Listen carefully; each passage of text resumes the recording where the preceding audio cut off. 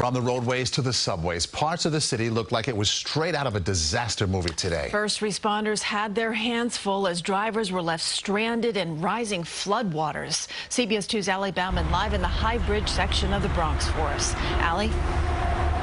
Christina Maurice, the Major Deegan Expressway behind me has been drained and is now moving in both directions. But earlier, this section was completely underwater. More than a dozen people were stranded in their cars, floating and crashing into one another with no way out.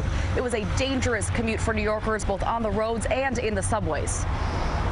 Cell phone video shows water streaming down the steps of the 149th Street subway station, and there were problems both above and below the 157th Street station. Strap hangers were waist deep below ground, wading through water just to escape the station, which was completely flooded out. Some tried using trash bags to walk through, but the ground was so slippery, commuters here couldn't help but get soaked. The concrete above ground does not absorb the water.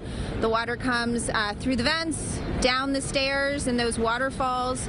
And then if the drains at the street level can't handle the water, it goes over the curb and then makes things even worse. Roads were also underwater. Flooding was so bad on the Major Deegan Expressway by 179th Street that more than a dozen people got trapped in their cars. My sister was trying to warn me, but I said, no, I think we can make it through. But these two sisters, both retired school teachers, did not. And the car cut off. Some of the other trucks started going by, and the car started swaying and floating. I think I was hit a couple of times, but it was so crowded and people were so packed, especially behind us, that no emergency vehicles could get by at first. Finally, police were able to drive up on a barrier truck and lift people to safety in the pouring rain.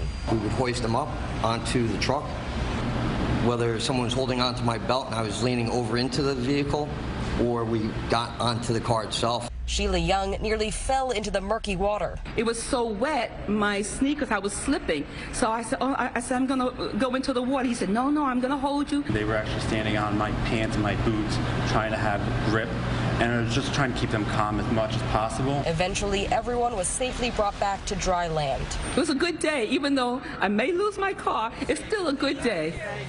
Well, those officers reiterated how dangerous it is to drive into flooding, especially here because they could not see how deep the water was or what was in it. As for the subways, crews are still working to drain all the flood water, but service has been restored. We're live in the High Bridge section of the Bronx. Allie Bauman, CBS 2 News. All right, Allie, thank you.